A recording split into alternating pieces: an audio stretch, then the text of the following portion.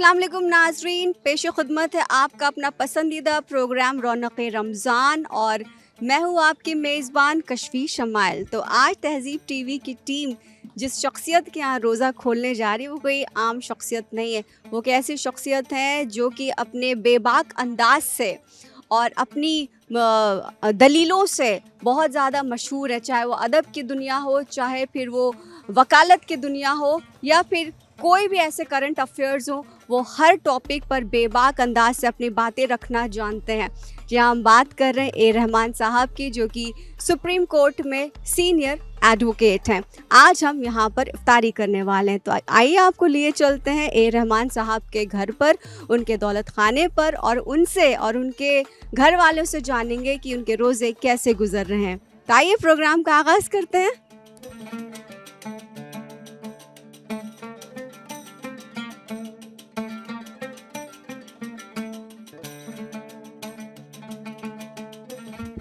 तो नाज़रीन, हम पहुंच चुके हैं ए रहमान साहब के दौलत खाने पर। तो पहले तो हम नॉक करके देखते हैं। अस्सलाम वालेकुम मैम, रमज़ान मुबारक हो। कैसी हैं आप? मैं ठीक हूँ, आप कैसे हैं? अरे वाह कैसे चल रहे हैं आपके रोज़े? बस चल रहे हैं बेटे, मतलब पूरे तो नहीं रखे, हम झूठ क्यों बोले, लेकिन चल रहे हैं जैसे तैसे चल रहे हैं। मौसम अच्छा है तो इतना नहीं हो रहा, चल रहे हैं। तो नाज़रीन, ये ए रहमान साहब की अहलिया हैं और सुरीचा रहमान साहिबा। तो क्या हमें आपके बावर्ची खाने में जाने की इजाज़त है? जी हाँ बिल्कुल, यू आर मोस्ट वेलकम। चलिए आइए, आपको दिखा दें हमारे बावर्ची खाने का आज हाल क्या है। यही तो रमज़ान की रौनक है, बावर्ची खान का हाल। सही कहा, लेकिन आइए चलिए देखिए, अभी तो बहुत फैला हुआ है। अभी हम पकौड़े वगैरह तल रहे हैं, और ये डॉक्टर शाहीना है, मेरी फ्रेंड है, मेरी बहन है, ये मेरी हेल्प के लिए स्पेशली आई हैं। जी, और ये ऐसे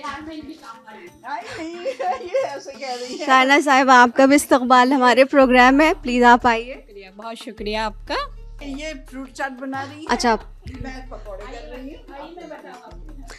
तब देखते हैं फ्रूट चाट शाहीना साहब कैसे बना रही है। इसमें क्या क्या है। बिल्कुल। देखिए, ये तो हम पपीता काट रहे हैं, और ये जो आपको पिंक नज़र आ रहे हैं गुलाबी, ये अमरूद हैं, नई नस्ल के अमरूद। गुलाबी, बाहर से हरे अंदर से गुलाबी। ये पपीता है, केला, और अभी संतरे रखे हुए हैं, वहाँ भी आप दिखा सकते हैं। और जैसा कि सभी के घरों में होता है, जब रमज़ान शरीफ का ये इफ्तार का वक्त होता है तो बहुत फैला हुआ होता है। और इसी से लगता भी है कि ये रमज़ान का महीना है, रौनक देख के लगता है। नमाज़ें बिछ जाती हैं तब भी लगता है। लेकिन सबसे बड़ा पेशेंस होता है कि हम ये सब बना रहे हैं, किचन में काम कर रहे हैं, यहाँ कर रहे हैं, लेकिन मजाल है कि कुछ मुंह में चला जाए।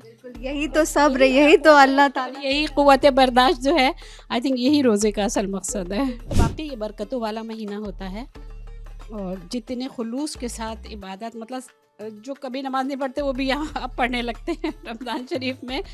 और शायद इसमें भी कुछ घटा जमा होती है। ऐसे कहते हैं ना कि रमज़ान में एक अच्छा काम करो तो उसको 70 गुना सवाब मिलता है ना। हम हर छोटी छोटी चीज़ों को हाँ, बहुत। अस्सलाम वालेकुम सर। तो नाजरीन, हमारे साथ डॉक्टर ए रहमान साहब मौजूद हैं। अब उनसे जानने की कोशिश करते हैं कि सर, आपका रमज़ान कैसा चल रहा है? मैं इस मामले में सच अगर बोलूं बिल्कुल, आप सच ही बोले। माह रमज़ान में तो मेरा रमज़ान बहुत अच्छा चल रहा है माशाल्लाह, क्योंकि मैं रोज़े नहीं रख रहा। मुझे अभी 19 फरवरी को हल्का सा एक दिल का दौरा पड़ा था, तो जिसकी वजह से मैं अस्पताल में भर्ती रहा 3 दिन, और उसके बाद डॉक्टर ने ज़ाहिर है मना कर दिया, दवा खानी पड़ती है दिन में 2 मरतबा। इसलिए उस लिहाज से तो रमज़ान अच्छा है कि रोज़े नहीं रखने पड़ रहे, लेकिन अफसोस है कि रोज़े नहीं रखने पड़ रहे, और बाद में इसका कुछ कफ़ारा किया जाएगा इंशाअल्लाह। लेकिन जो दोस्त हैं जो घर आते हैं, अब आज के इस इफ्तार पार्टी में जितने लोग आ रहे हैं वो सब माशाल्लाह रोज़ेदार हैं, तो उम्मीद यह है कि कुछ सवाब उनका मुझ तक भी पहुंच जाएगा। हमारी यही दुआ है, तहज़ीब टीवी टीम की ये दुआ है कि आप जल्द से जल्द सेहतमंद हो जाएं, और इंशाल्लाह अगला रमज़ान आप ज़रूर पूरा करें, पूरे रोज़े आप रखें। हम बस यही दिल से दुआ कर सकते हैं आपके लिए। बहुत शुक्रिया। तो बावर्ची खाने की तरफ चल सकते हैं हम। देखिए पकौड़े तल रहे हैं। अभी हमने रहमान साहब से बात किया, उनके वाइफ से बात और करेंगे, उनसे जानेंगे कि मैम कि ये जो आप पकौड़े फ्राई कर रहे हैं तो इसमें जो है आपकी क्या कोई ख़ास रेसिपी है, कोई ख़ास इंग्रेडिएंट है? क्योंकि हम जहाँ पे भी गए हमने हर तरह के पकौड़े खाए और कुछ ने बताया कि हमारे यहाँ बनते आए हैं, हमारे फैमिली में इस तरह से बनते हैं। आप किस तरह बना रही हैं? मेरे ये तो इस वक्त तो मेरे जो हैं वो आलू के हैं, लेकिन मेरे जो स्पेशल मैं बनाती हूँ जो मुझे पसंद भी आए हैं वो हैं पालक और प्याज और आलू, उसके मैं मिक्स बनाती हूँ और वो कर्रे भी बनते हैं और पसंद भी करते हैं सब लोग, तो वो मैं बनाती हूँ। आई होप आपको भी अच्छे लगेंगे, आप आएंगे तो वो हैं। और वैसे कभी कभी गोभी के भी बनाती हूँ, लेकिन आज मैंने सिर्फ आलू और ये मिक्स वाले बनाए हैं। बड़ा अच्छा सा कलर आ रहा है इसमें, देख के लग रहा है कि आपने बड़ी मोहब्बत से आप बना रही हैं हम सबके लिए। मोहब्बत से तो बनाए हैं मैंने, बिल्कुल बनाए हैं। अब खा के पता चलेगा, क्योंकि हमने सॉल्ट भी चेक नहीं कर पाए हैं कि नमक इसमें ज़्यादा तो नहीं है, लेकिन हमें देखते हैं कि हमेशा रमज़ान में जब कुछ भी बनाते हैं वो अच्छा ही बनता है। रोज़ा रख के जब बनाते हैं तो अच्छा बनता है वो। चने की चाट मैंने बना के रखी है। हाँ, इसमें ये मैंने अभी इसमें मसाला नहीं डाला है, इसमें क्या क्या बाकी है इसमें अभी इसमें सिर्फ नमक और पिसी हुई काली मिर्च और भुना हुआ ज़ीरा, वो मैंने पीस के अलग से रखा है। सिर्फ इसमें अभी प्याज, टमाटर और खीरा और थोड़ा सी पापड़ी क्रश करके और वो डाले हैं, और इसमें खट्टी चटनी भी, जो इमली की चटनी है वो सब मैंने रखी है, उसमें मिक्स करेंगे सब कुछ जब हो जाएगा। तो देखते हैं कि कैसी लगती है आप लोग को भी। नहीं, ये भी देख के लग रहा है कि बहुत अच्छा बनने वाला है। तो बस हमें इंतज़ार है कि हम जल्दी से रोज़ा खोलें। तो देखिए अभी फ्रूट चाट की तैयारी हो रही है। फ्रूट्स ऑलमोस्ट चॉप हो चुके हैं। अब मैडम से पूछते हैं कि इसमें आप क्या क्रिएटिविटी डालने वाली हैं? कोई क्रिएटिविटी नहीं, आई थिंक ये सबसे पुराना स्टाइल है पुरानी दिल्ली में। अब तो जो नई दिल्ली में लोग आ गए हैं और जो ज़्यादातर कैलोरी कॉन्शियस हो गए हैं तो वो सिर्फ फ्रूट काटते हैं और ऊपर से नींबू निचोड़ते हैं और खा लेते हैं। लेकिन अगर ये आपको रिवायती तौर पर बनाना होगा तो इसमें ख़ास चीज़ होती है चीनी और जुम्मा चाट का मसाला। मसाले तो बहुत हैं, चिंकी मसाला और ये मसाला, लेकिन पुरानी दिल्ली में और जो पुरानी दिल्ली वाले नई दिल्ली में शिफ्ट हो गए वो भी आज तक जुम्मा चाट के मसाले को नहीं भूले। हम लोग के यहाँ भी जुम्मा चाट का मसाला आता है और उसी से इसका जायका उभर कर आता है। तो अभी मैं इसमें डाल रही हूँ थोड़ा सा बूरा डाल रही हूँ मैं। कोई ख़ास बात बताऊँ? पुरानी दिल्ली के हैं ना हम, तो जो पुरानी दिल्ली के लोग हैं ये बूरा और नींबू मिला के इसमें एक शीरा बनता है और फिर उस शीरे पे लड़ाई होती है कि वो शीरा किसको मिलेगा। लोग शीरा बाद में इसके रोज़ा खोल के इफ्तारी में फिर शीरा जो होता है, क्योंकि बड़ा अच्छा इसका कॉम्बिनेशन हो जाता है। अस्सलाम वालेकुम सारा साहिबा। बोलो। अस्सलाम वालेकुम। वालेकुम अस्सलाम, हाउ आर यू? हमारे प्रोग्राम में आपका दिली इस्तकबाल है। आज हम सर के घर पर मौजूद हैं और सर ने बहुत अच्छे से हम सबका इस्तकबाल किया। आपसे जानना चाहेंगे, आप इतनी दूर हैं हमसे, कैसा चल रहा है आपका रोज़ा? अल्हम्दुलिल्लाह बहुत अच्छा चल रहा है। अभी फ़िलहाल यहाँ पे दोपहर के 4:30 बजे हैं, तो आप लोग हमसे पहले रोज़ा खोलेंगे। हमारी भी पूरी तैयारी है यहाँ पे। माशाल्लाह यहाँ का माहौल अलग होता है इंडिया से, तो मगरिब तक सब सन्नाटा होता है। मगरिब के बाद हम लोग सब बाहर पार्टी करने निकलते हैं। कहाँ से हैं आप? सॉरी, आप कहाँ से हैं? मैं रासल खैमा, दुबई से कुछ 100 किलोमीटर दूर है रासल खैमा। बहुत बहुत शुक्रिया हमसे बात करने के लिए। तो ये रहमान साहब की साहबजादी हैं जो कि दुबई में है इस वक्त, और हम उनसे दुबई में कनेक्ट हुए फ़ोन के थ्रू। तो आइए अब आपको लिए चलते एक बार फिर से बावर्ची खाना दिखाते हैं कि अभी क्या लास्ट तैयारियां चल रही हैं।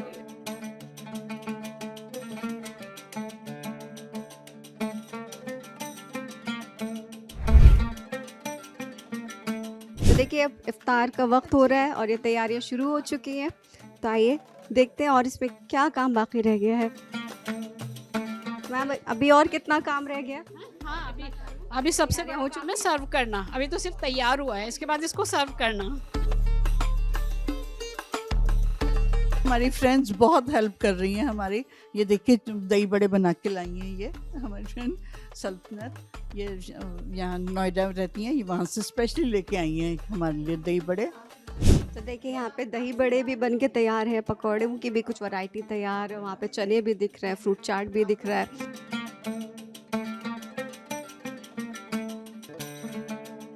तो नाज़रीन देखिए अब रूह अफ़ज़ा बनने का वक्त आ गया है। अब हम मैडम से जानेंगे कि किस तरह से रूह अफ़ज़ा बनाएंगी। रूह अफ़ज़ा अभी तो हम इसमें पहले ये डालेंगे रूह अफ़ज़ा, फिर उसके बाद इसमें हम पानी डालेंगे और चीनी हम नहीं डालते हैं, कुछ लोग चीनी डालते हैं, हम नहीं डालते। और फिर हम उसके बाद नींबू डालेंगे, इसमें निचोड़ेंगे, ताकि इतना मीठा लोगों को ना कभी कभी पसंद नहीं आता, तो हम उसमें थोड़ा सा मिक्स करेंगे। वैसे कभी कभी इसमें हम लोग तुखमरइयाँ भी डालते हैं। रूह अफ़ज़ा के बिना तो मज़ा ही नहीं आता रोज़े का, खासियत तो हाँ जी। और हम इसको अपना बिल्कुल सिंपल तरीके से बनाते हैं। थोड़ा सा इसमें नींबू ज़रूर ऐड करते हैं, ताकि इसमें इतना कुछ लोगों को ज़्यादा मीठा पसंद नहीं होता, तो हम उसमें थोड़ा नींबू ऐड कर देते हैं। और कभी कभी तुखमरइयाँ भी ऐड करते हैं, लेकिन आज हम सिर्फ नींबू इसमें ऐड करेंगे।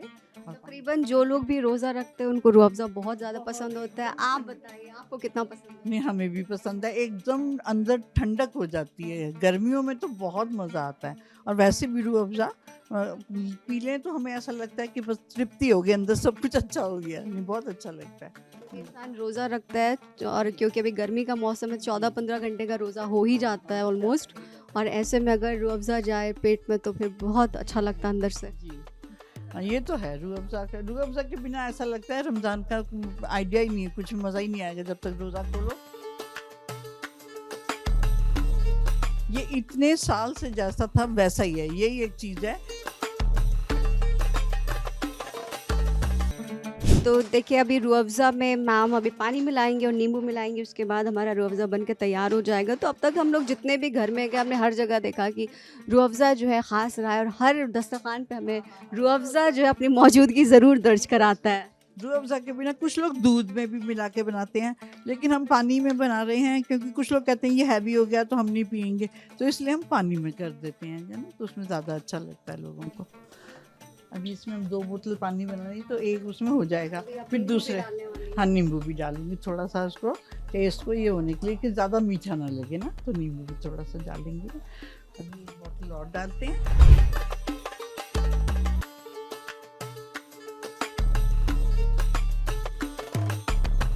ये मेरे बेटे हैं जी, अस्सलाम वालेकुम। कोई हेल्प नहीं करता मेरी देख लीजिए, कह रहे हैं मेरे बोतल भी मत खिलवाइए मेरे से।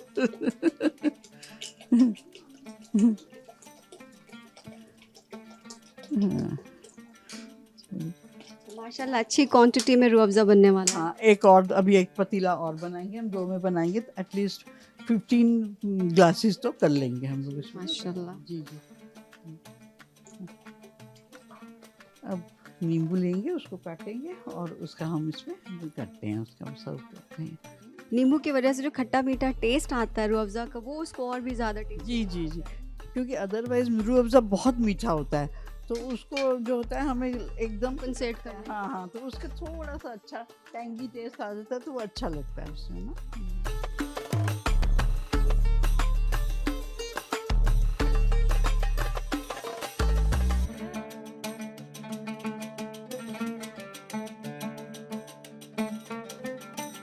इसका जो भी कुछ भी बनाओ रूह अफ़ज़ा में कुछ भी मिक्स कर दो, वो हर चीज़ में उसका अलग ही टेस्ट आता है। बिल्कुल बिल्कुल बिल्कुल। चाहे आइसक्रीम हो, कोई भी डेजर्ट, कई बार ही डालते हैं। केक्स में भी लोग डालते हैं उसको डेकोरेट करने के लिए। हाँ हाँ, नहीं हम आइसक्रीम में बहुत डाल के खाते हैं, जब गर्मियों में रात में आइसक्रीम पे ज़रूर डालते हैं, अच्छा लगता है, ठंडक।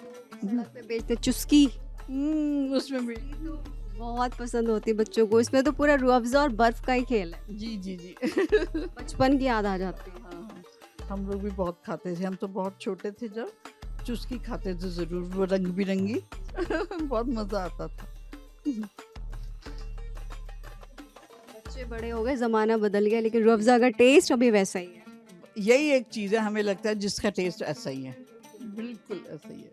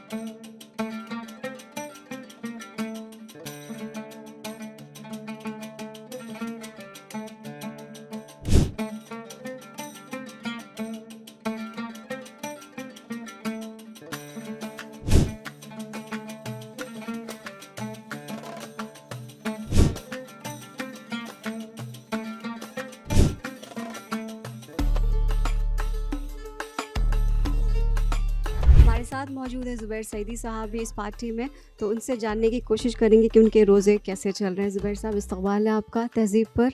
आप एक समाजी कारकुन हैं, साथ ही साथ पत्रकार भी हैं, सहाफ़ी भी हैं। तो कैसे आप कर पाते समाज को भी मेंटेन करना, रोज़ा नमाज भी करना, रोज़े पूरे रखना, तिलावत भी ना मिस हो, उसका भी ख्याल रखना, कैसे सारी चीज़ें होती हैं, फिर साथ ही साथ आपकी सहाफ़त भी चल रही है। दरअसल ये एक जुनून है, और इंसान को जब काम में मज़ा आता है ना तो वो सब कुछ मैनेज कर लेता है, और जब इंसान को काम में ही मज़ा नहीं आएगा तो वो कुछ भी नहीं कर पाएगा, फिर उसके पास लाख बहाने होंगे। और जब इंसान मज़ा लगे कोई काम करता है तो वो सब कुछ काम करता रहता है। और मुझे समाजी खिदमत तो मेरा शौक़ है, लोगों के काम आना, दबे कुचले लोगों के काम आना, उनके लिए मैं हमेशा खड़ा रहता हूँ। और रमज़ान में जो रहमतें हैं, जो बरकतें हैं, इनमें बड़ा मज़ा आता है। और ये जो इज्तिमाइयत है, रहमान साहब का और तहज़ीब टीवी का शुक्रिया कि उन्होंने हम सबको आज यकजा किया है। और इज्तिमाइयत की भी एक अलग अहमियत है इस्लाम के अंदर।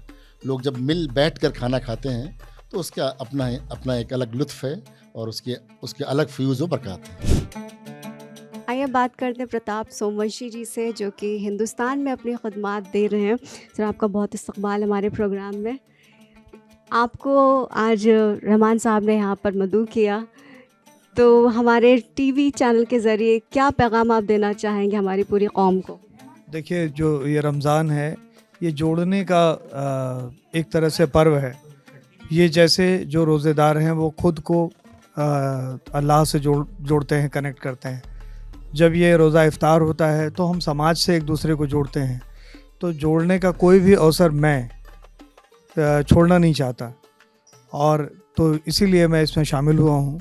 और एक पवित्र महीना, पवित्र काम, और इतने सारे लोग जिनके बीच हमारी परस्परता है, हम जिनसे मिलते भी हैं, जिनको जानते भी हैं।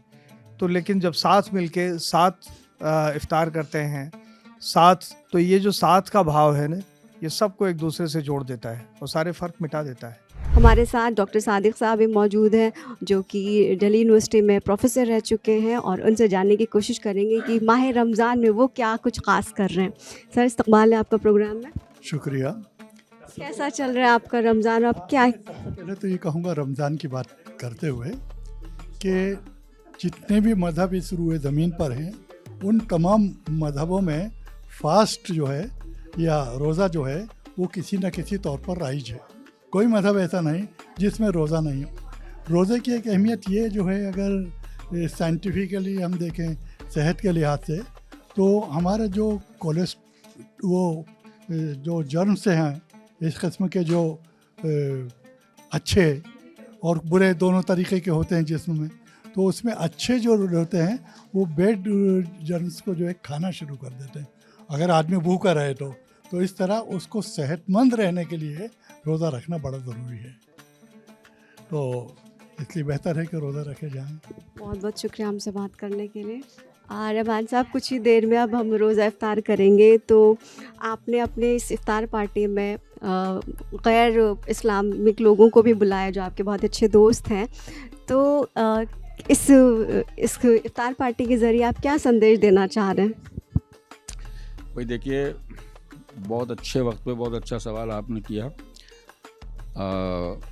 मुख्तलिफ़ कम्युनिटीज़ का जो मेल जोल है, जिसको रवादारी कहते हैं, कि हम दूसरे के जज्बात, उसके अक़ीदे, उसके मज़हब की इज़्ज़त करें, वो हमारे मज़हब की, हमारे अक़ीदे की इज़्ज़त करे, ये रवादारी की स्पिरिट है। और मेरे एक दोस्त थे, बहुत मशहूर आदमी थे, आपने सुना होगा, उनका नाम था गुलजार देहलवी। उनका पूरा नाम था पंडित आनंद मोहन जुत्शी। गुलजार उनका तखल्लुस था। कश्मीरी ब्राह्मण पंडित थे, लेकिन वो रमज़ान में एक रोज़ा भी रखते थे, और उसको वो रोज़ाए रवादारी कहते थे। तो कई लिहाज से मैं उनकी, वो नहीं रहे इस दुनिया में, लेकिन मैं उनके इस अमल को, उनकी इस प्रैक्टिस को कंटिन्यू करता हूँ। और मैं कई ऐसे हिंदू दोस्त हैं जिनको मैं बुलाता हूँ, जैसे आज आपने देखा प्रताप सोमवंशी साहब मौजूद हैं। मेरे एक और दोस्त हैं यशवंत व्यास उनका नाम है, वो अमर उजाला के मैनेजिंग एडिटर हैं, वो भी इनवाइटेड थे, लेकिन आज इत्तफाक से वो जयपुर में हैं, वो आ नहीं सके। तो बहुत खुशी होती है कि इस तरह की रवादारी, यानी जिसमें ये रमज़ान वैसे भी जिस तरह का महीना है आप जानती हैं, और इसमें कुर्बानी और दोस्ती और अमन का पैगाम देने वाला एक महीना है। तो इस तरह के जो गेट टुगेदर होते हैं, गैदरिंग्स होती हैं, तो उनसे ये मैसेज जाता है, अगर उसमें हर फ़िरके हर मज़हब के लोग मौजूद हों, हमारे आसपास कोई क्रिश्चियन वगैरह नहीं रहते वरना मैं उनको भी बुलाता, तो उससे एक बड़ा अच्छा मैसेज जाता है सोसाइटी के लिए और ख़ुशी भी बहुत होती है। और हम लोग एक दूसरे के त्यौहार, अभी देखिए होली थी, तो होली पर अपने गैर मुस्लिम दोस्तों के साथ मिलकर उसकी खुशी मनाई गई। और इफ़्तार एक बड़ी अच्छी चीज़ होती है, क्योंकि रमज़ान में इफ़्तार के वक्त जो रोज़ेदार हैं उनको खुशी भी बहुत होती है कि अब हमारा रोज़ा ख़त्म हुआ, तो उस खुशी को भी हम आपस में बांटते हैं एक दूसरे के साथ।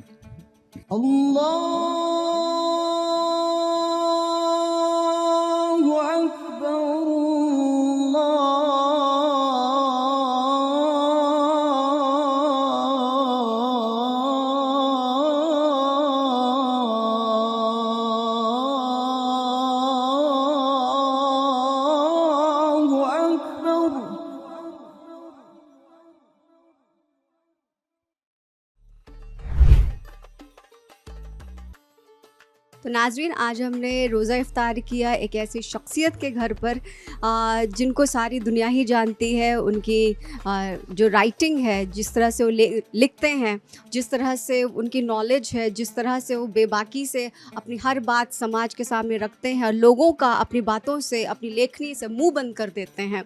रोज़ा इफ्तार हमने किया ए रहमान साहब के यहाँ, तो उनका मैं दिल की गहराइयों से शुक्रिया अदा करती हूँ कि आपने हमें मदऊ किया और आपके यहाँ की इफ्तार पार्टी माशाल्लाह बहुत ही अच्छी थी। और ये इफ्तार पार्टी एक तरह से जिसे कहते हैं कि कौमी एकता और अखंडता का जो है एक पैगाम है। बहुत बहुत शुक्रिया। दरअसल शुक्रिया आप मेरा अदा ना करें, शुक्रिया तो मैं आप लोगों का और उन तमाम मेहमानों का अदा करना चाहता हूँ जिन्होंने मेरी दावत पर यहाँ आना कबूल किया, आए और इफ्तार किया मेरे साथ, और अब खाना वगैरह भी हम खाएंगे इकट्ठे। तो ये इतनी अच्छी चीज़ है। मैं समझता हूँ कि जिस यकजहती की और अखंडता की आप बात कर रही हैं, उस रास्ते पर सबसे अहम चीज़ वो यही है, इस तरह की महफ़िलें, इस तरह का गेट टुगेदर, जहाँ हम ये भूल कर एक दूसरे के साथ बैठते हैं कि कौन किस मज़हब से ताल्लुक़ रखता है, किसका अक़ीदा क्या है। क्योंकि बुनियादी तौर पर तो हम सब हिंदुस्तानी हैं, हम एक ही मुल्क के बासी हैं, और उससे भी बढ़कर ये कि सब इंसान हैं। जहाँ तक इंसानियत का सवाल है, इंसान और इंसान के दरमियान किसी भी तरह का तफ़रक़ा या फ़र्क मैं पैदा करना या समझना एक बहुत बड़ा गुनाह समझता हूँ। तो इस वास्ते ये तमाम लोग, मेरे तमाम दोस्त, हालांकि कुछ लोग बाज़ मजबूरियों की बिना पर आ नहीं सके हैं आज, लेकिन मैं उनको फिर बुलाऊँगा। अभी फिर इस तरह की दावतें मेरे घर पर होती ही रहती हैं, और मुझे खुशी इस बात की है, और मेरे लिए एक एज़ाज़ की बात है कि मैं जिसको भी बुलाता हूँ वो मेरी दावत कबूल करता है और आ जाता है। आपका भी बहुत बहुत शुक्रिया। बहुत बहुत शुक्रिया आपका, और हमें अच्छा लगा आपके साथ, और आपने रोज़ा खोला तो हमारे साथ बहुत अच्छा लगा हमें। शख्सियत का तवाज़ुन तेरा हिस्सा है फ़िज़ा, जितनी ताज़ा है तबीयत उतना ही तीखा है हुनर। ये शेर ख़ास तौर से आपके लिए, क्योंकि आपका जो हुनर है वो पूरी दुनिया जानती है, और जिस तरह से आप लोगों को आप बांधते हैं, अपनी तरफ आकर्षित करते हैं, अट्रैक्ट करते हैं, वो एक बहुत ही खूबसूरत आपकी शख्सियत का हिस्सा है। फ़िलहाल आपसे मुलाकात होगी अगले किसी और के दस्तरखान पर। मुझे मेरी पूरी टीम को दीजिए इजाज़त। अल्लाह हाफ़िज़।